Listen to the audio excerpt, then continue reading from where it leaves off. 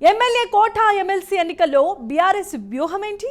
గులాబీ బాస్ కేసీఆర్ ఎమ్మెల్సీగా ఎవరికి ఛాన్స్ ఇస్తారు? ఇంతకీ ఎమ్మెల్సీ రేస్లో ఉన్న నేతలెవరు? సభలో ఉన్న బలాబలాలను బట్టి బీఆర్ఎస్ ఒక్క స్థానానికే పోటీ చేస్తుందా, లేక రెండవ స్థానానికి అభ్యర్థిని బరిలోనికి దింపుతుందా? అసలు ఎమ్మెల్సీ ఎన్నికలపై గులాబీ పార్టీలో జరుగుతున్న చర్చ ఏంటి?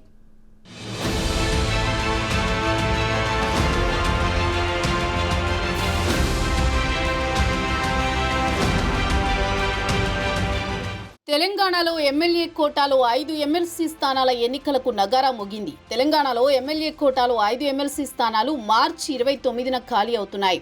ఆ ఎన్నికలకు సంబంధించి ఇప్పటికే స్కెడ్యూల్ విడుదలైంది. మార్చి 3న నోటిఫికేషన్ వెలువడనుంది. మార్చి 20న ఎమ్మెల్సీ ఎన్నికలు జరగనున్నాయి. సేరి సుభాష్ రెడ్డి, సత్యవతి రాథోడ్, మహమూద్ అలీ, ఎగ్గే మల్లేశం పదవీకాలం ముగియనుంది. ఇక ఎంఐఎంకు చెందిన మీర్జా రియాజ్ ఉల్ హసన్ అఫెండి కూడా బీఆర్ఎస్ మద్దతుతో ఎమ్మెల్సీగా ఎన్నికయ్యారు. ఆయన పదవీకాలం కూడా ముగియనుంది. ఎమ్మెల్సీ ఎగ్గే మల్లేశం ఏడాది క్రితం కాంగ్రెస్లో చేరారు.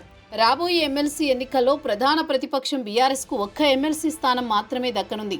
అసెంబ్లీ ఎన్నికల్లో బీఆర్ఎస్కు 39 అసెంబ్లీ స్థానాల్లో విజయం సాధించింది. తర్వాత సికింద్రాబాద్ కంటోన్మెంట్కు జరిగిన ఉప ఎన్నికల్లో కాంగ్రెస్ విజయం సాధించడంతో అసెంబ్లీలో బీఆర్ఎస్ బలం 38కి తగ్గింది. అందులో 10 మంది ఎమ్మెల్యేలు కాంగ్రెస్లో చేరారు. దాంతో అసెంబ్లీలో బీఆర్ఎస్ బలం 28కి పరిమితమైంది. ఆ క్రమంలో బీఆర్ఎస్కు ఎమ్మెల్యే కోటాలో దక్కనున్న ఒక్క ఎమ్మెల్సీ స్థానం ఎవరిని వరుస్తుందనేది చర్చనీయాంశంగా మారింది.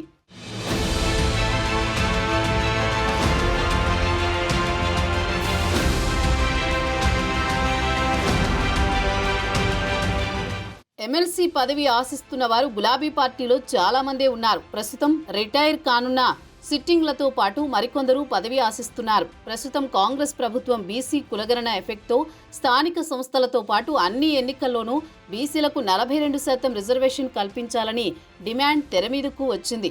కులగణనను తప్పుల తడక అంటున్న బీఆర్ఎస్ కూడా బీసీ రిజర్వేషన్పై అదే వాయిస్ వినిపిస్తోంది. మరి పార్టీకి దక్కనున్న ఏకైక ఎమ్మెల్సీ పదవిని బీసీలకు కేటాయించి గులాబీ బాస్ వారిపై తన చిత్తశుద్ధిని చాటుకుంటారా లేదా అన్నది ఆసక్తి రేపుతోంది. ఆ లెక్కలతోనే బీఆర్ఎస్లోని బీసీ నేతలు సైతం ఎమ్మెల్సీ పదవి కోసం ప్రయత్నాలు చేస్తున్నారు. ఇక బీసీకి అవకాశం ఇస్తే పార్టీ సీనియర్ నేత మాజీ మంత్రి జోగు రామన్నకు అవకాశం దక్కవచ్చంటున్నారు. మరోవైపు మునుగోడు ఉప ఎన్నిక సమయంలో కాంగ్రెస్ నుంచి బీఆర్ఎస్లో చేరిన మాజీ ఎమ్మెల్యే బూడిద భిక్షమయ్య గౌడ్ పేరు కూడా పరిశీలనలో ఉన్నట్టు తెలుస్తోంది. ఇప్పటికే కేసీఆర్ ఆయనకు ఎమ్మెల్సీ పదవి ఇస్తానని హామీ ఇచ్చారు. మరోవైపు ప్రస్తుత ఎమ్మెల్సీ ఎస్టీ వర్గానికి చెందిన సత్యవతి రాథోడ్కు కూడా మళ్లీ తనకు రెన్యువల్ అవుతుందేమో అనే ఆశాభావంతో ఉన్నారు.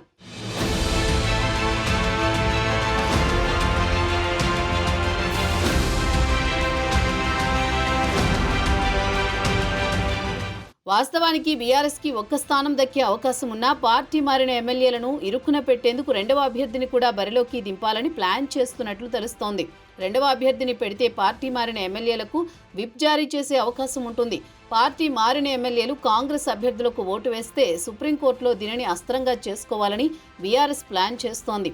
పార్టీ మారిన ఎమ్మెల్యేలు క్రాస్ ఓటింగ్కు పాల్పడితే వారిపై వేటు తప్పదని గులాబీ పార్టీ చెబుతోంది. దీంతో పార్టీ మారిన 10 మంది ఎమ్మెల్యేలు ఇబ్బందులు పడాల్సి వస్తుంది. మొత్తానికి త్వరలో జరగనున్న 5 ఎమ్మెల్యే కోట ఎమ్మెల్సీ ఎన్నికలతో తెలంగాణ పాలిటిక్స్ ఆసక్తికరంగా మారనున్నాయి. మరి కాంగ్రెస్ బీఆర్ఎస్ పార్టీలు అభ్యర్థుల ఎంపికలో ఎలాంటి సామాజిక సమీకరణాలు పరిగణలోకి తీసుకుంటాయనేది చూడాలి.